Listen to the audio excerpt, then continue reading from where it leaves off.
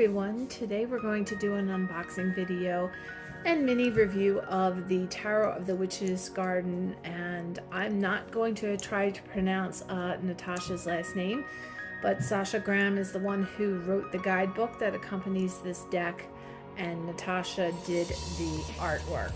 So it comes in typical Llewellyn magnetic closure box. It's very thick and it tells you a little bit about it on the back. I'll just give you a quick minute to look at that if you're interested. And I'm just going to go over super briefly a little bit about the guidebook because the guidebook is really quite meaty. It's a very thick colored book. So the guidebook is, I don't know if the pages are numbered. Yep, it's over 300, or it's about 300 pages, 295 pages. And it does go over quite a bit, and it has full colored pictures.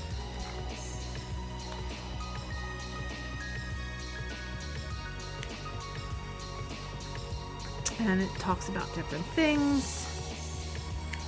And the readings, like the different spreads and things will talk about magic and spell casting. It's very, very interesting. And it does go into like a little blurb. I'm sorry, the cat's playing with a toy. You'll hear some tinkling of bells he's playing. Gives you an upright meaning, a reverse meaning, and then a way to reverse the reversal.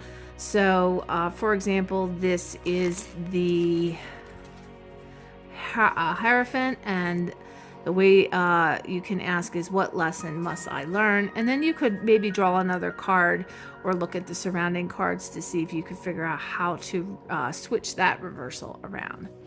So the guidebook is very, very meaty, and it looks like it's going to be a fantastic. Even the minors are pretty significant in their description, and it gives you an upright and a reversal meaning and a way to reverse.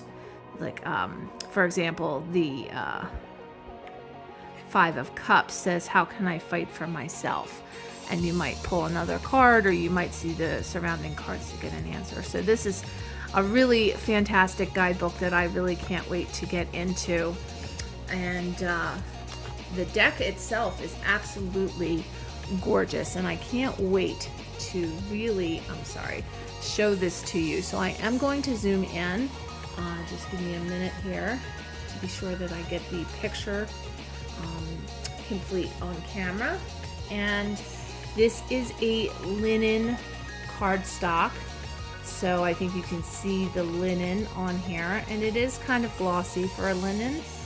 And the backs are 100% reversible, so you could reverse and not know which way is which. So let's go over the cards themselves. Now, I do have to be honest, I've had this deck for quite some time, and I've actually used it in readings. I put it back in order for this video. When I originally got the deck, it was missing the King of Swords, so I couldn't do, I did an unboxing video, realized it was missing the King of Swords, and then just decided that I was going to play with it, missing the King of Swords, but not do like an actual reading. Just kind of play with it a little bit, get to know it better. And then when the King of Swords came, I was very, very busy doing a course that I had signed up for on compassionate depossession, that I didn't really have time to record a video. Plus it was also my birthday, so there was no video recording. But the deck itself, the colors are so vibrant and so rich, and I just love the imagery on each and every card. The High Priestess makes some people a little uncomfortable because she doesn't have pupils. She just has just white spots for her eyes. But I think that really talks about like the trance of actually going within. And I think it's just absolutely, every card on here is gorgeous. This reminds me a little bit of the Secret Garden, the gatekeeper not letting them go through. They have to be worthy of going through.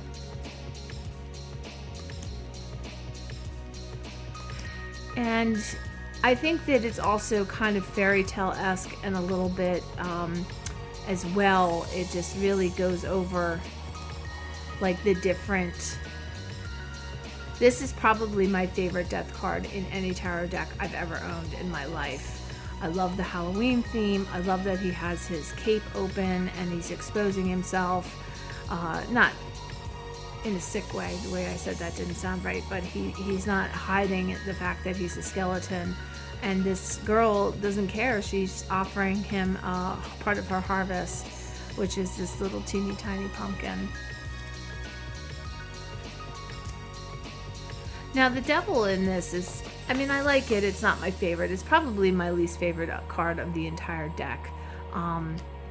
I really like the tower. I like the fact that there's this fairy nature elemental and these two, I guess they're badgers, catching these kids as they're falling out of their tree fort.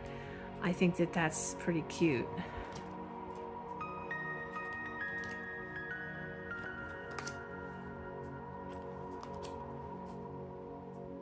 So again, if we go back to the Wheel of Fortune card here, and give me just a minute while I pull that out. These are the same, hold on, let me just move it over a little. These are the same individuals as the Wheel of Fortune coming back around again. So I think that's pretty cool that it tied back into that.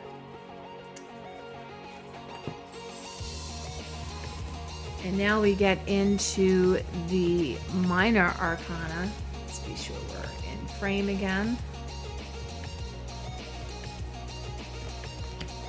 I like this Three of Swords. Look at the cat. That's a typical cat position. I see that on a daily basis. I like this too. This reminds me of like Cinderella and the evil stepmother. And I like the fact that there's a person over here witnessing this bad behavior. And she's elevating the sword almost as if directing the boat. And this reminds me of the River Styx. And I guess it's, what is it, Charon who leads the boat? I could be wrong on that. But I really like the imagery of this. And the crows are watching, you know, what she's doing. They're oblivious, but the crows know exactly what's going on. I like this too. This is the Nine of Swords. You can see like the little eyes there, and there's a hornet's nest there, and the bees are attacking, and you know, there's eyes there, and all these different like things are coming to get you.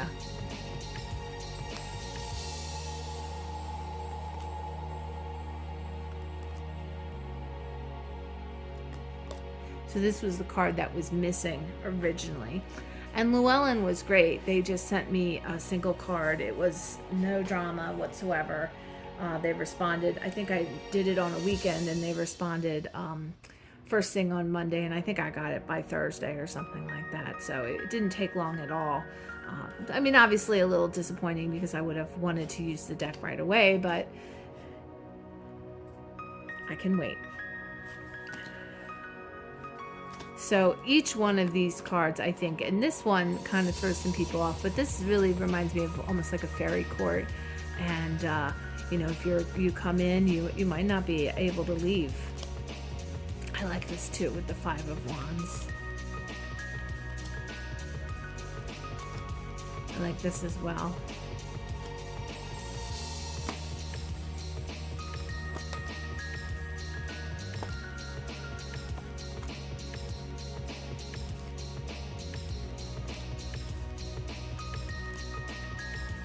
Now the Pentacle suit is very much about animal helpers. I actually really like this card. I think this is a really pretty card.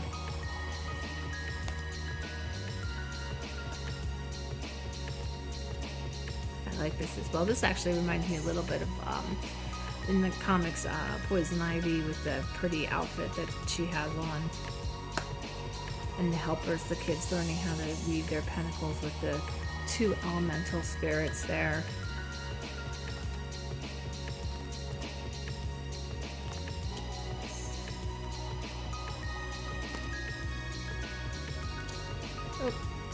And the King of Pentacles. So some of these court cards really seem to be almost like the elemental energy of like the suit itself. So like, well, I think when we get to the cups, it'll be really obvious that it's not necessarily humanoid. And I kind of actually really like that look in the tarot deck. I think that it's really quite lovely. I like this card. It's like they're underground.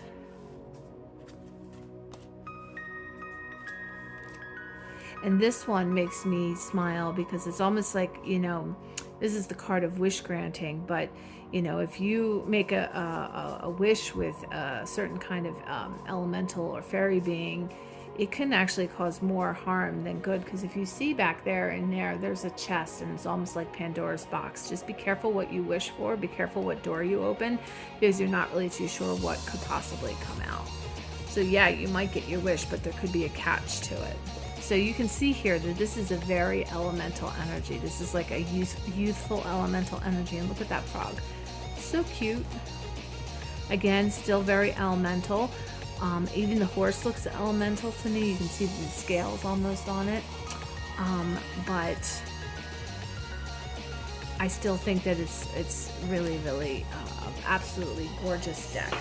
Now we will pull a card from the deck because I have a full deck now. And I'll let you kind of see what it looks like. Maybe we'll zoom in a little bit. You guys don't really need to see my computer table. See how it shuffles. So it's a very smooth shuffle.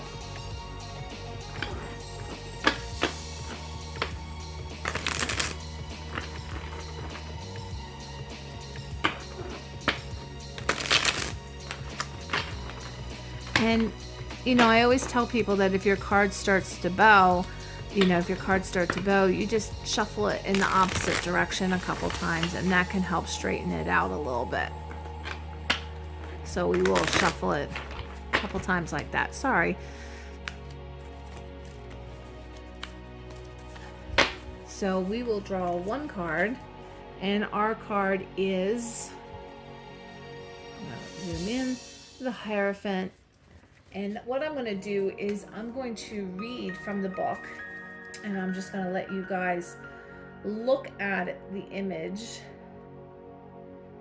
while I read.